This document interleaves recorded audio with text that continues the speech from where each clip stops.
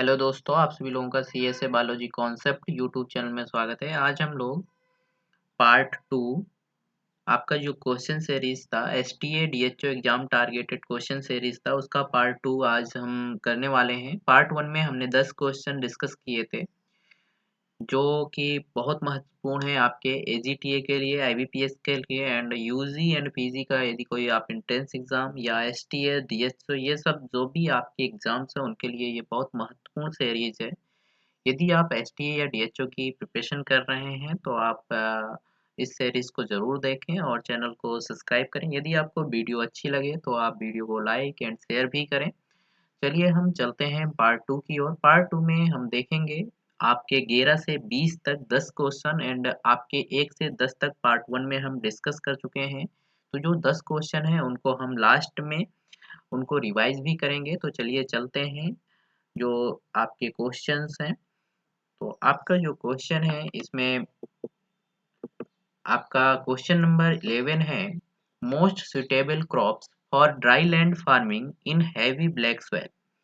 जो आपकी suitable crops है, यदि black soil heavy black soil है ड्राई लैंड फार्मिंग के लिए, तो उसमें आपकी कौन सी क्रॉप सुटेबल है। तो इसका आपका कौन सा क्वेश्चन नंबर कौन सा सही है। तो इसका यदि आप देखेंगे तो इसका है आपका chickpea, sunflower, linseed and mustard. तो इसका ऑप्शन नंबर बी सही है, सनफ्लावर। सनफ्लावर जो क्रॉप है वो सुटेबल होती है आपकी हैवी ब्लैक सॉइल के लिए।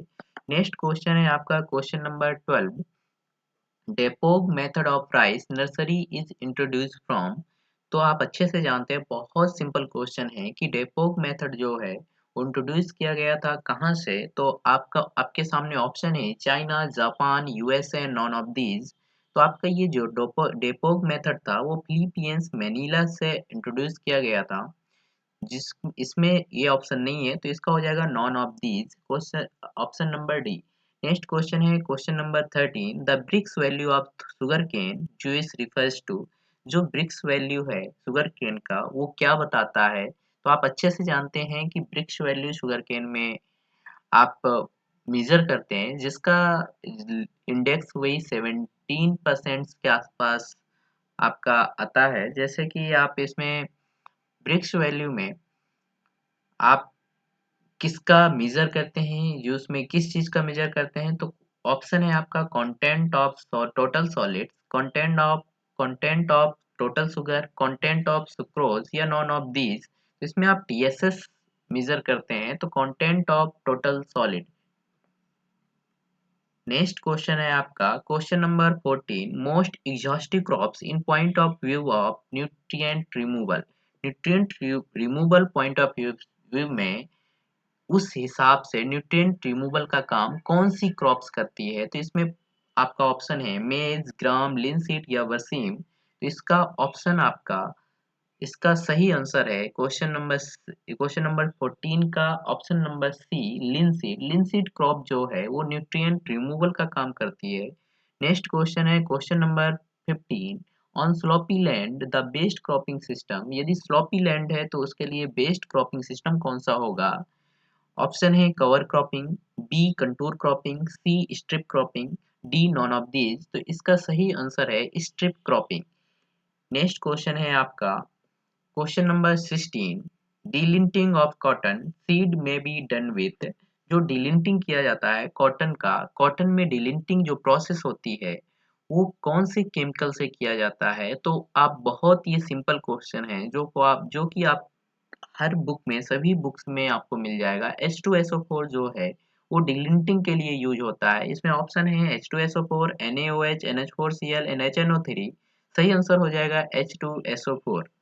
नेक्स्ट क्वेश्चन है question number 17, nursery area required of rice seedling for 1 hectare. 1 hectare के लिए जो नॉर्मल नर्सरी चाहिए वो कितनी एरिया पे नर्सरी होनी चाहिए राइस सीडलिंग के लिए।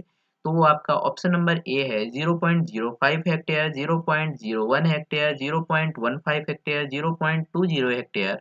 इसका सही आंसर है आपका बी ऑप्शन 0.01 हेक्टेयर। आप नर्सरी एरिया सभी का याद कर लें, जैसे कि एसआरआई के लिए मेथड्स के लिए कितनी नर्सरी एरिया चाहिए, आपका नॉर्मल राइस के लिए कितना चाहिए, डेपोक के लिए नर्सरी एरिया कितना चाहिए। जब भी मैं आपको राइस की क्रॉप डिस्कस करूंगा तो उसमें मैं आपको बताऊंगा, फिर भी आप ये आपको सभी बुक्स में जैसे नेमरा सुंडा वहां पे भी आपको मिल जाएंगे। क्वेश्चन नंबर 18 है आपका, the planting of sugar cane by trench method for the planting of sugar cane. यदि आप बात करें प्लांटिंग शुगर केन की प्लांटिंग की, तो उसमें एक मेथड्स होता है ट्रेंच ट्रेंच मेथड।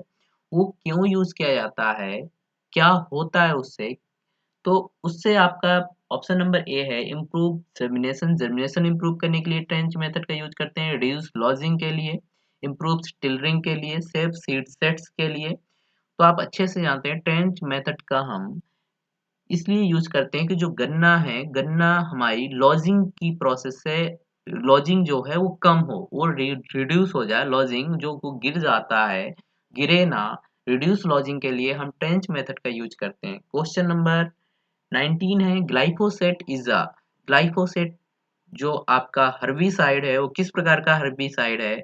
आप अच्छे से जानते हैं कि ये हर्बिसाइड जो होते हैं वो सेलेक्टिव, नॉन सेलेक्टिव, ये आपका इस बेसिस पे भी क्लासिफिकेशन किया जाता है, कांटेक्ट एंड ट्रांसलोकेशन के बेसिस पे भी किया जाता है। तो इसमें आपको बताना है कि ग्लाइफोसेट किस प्रकार का हर्बिसाइड है, ये आपको क्वेश्चन बताना है।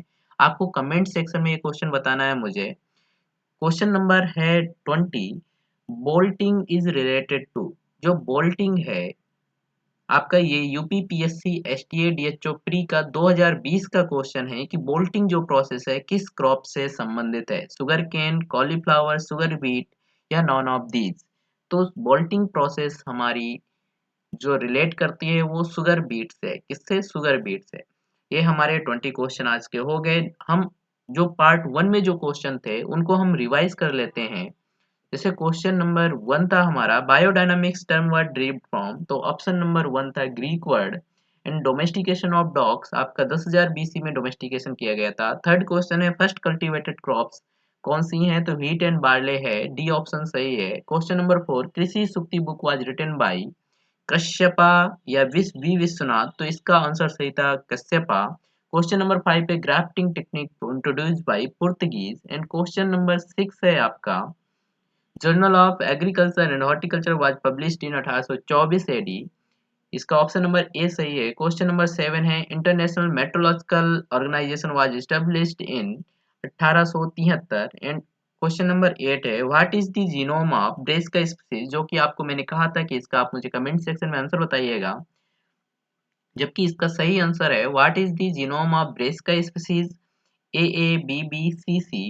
And what is the genome of oat crops या genome of the oat crop, तो इसका ओट क्रॉप का जो जीनोम है वो है ए ए सी सी डी डी। और जो A A B B D D है ये व्हीट क्रॉप का जीनोम है। क्वेश्चन नंबर 10 है, grassy shoot disease of sugar cane is caused by virus, fungus, RLO या नॉन ऑफ दीज, तो इसका है आपका एमएलओ माइकोप्लाज्मा जो होता है वो इसका रीजन होता है। ग्रेसी शूट डिजीज का वेक्टर इसका एफिड होता है। यदि आपको वीडियो पसंद आई हो तो आप वीडियो को लाइक करें, शेयर करें एंड चैनल को सब्सक्राइब करें। नेक्स्ट में आपको 21 से 30 तक क्वेश्चन आपको सीरीज में मिलेंगे। Thank you so much.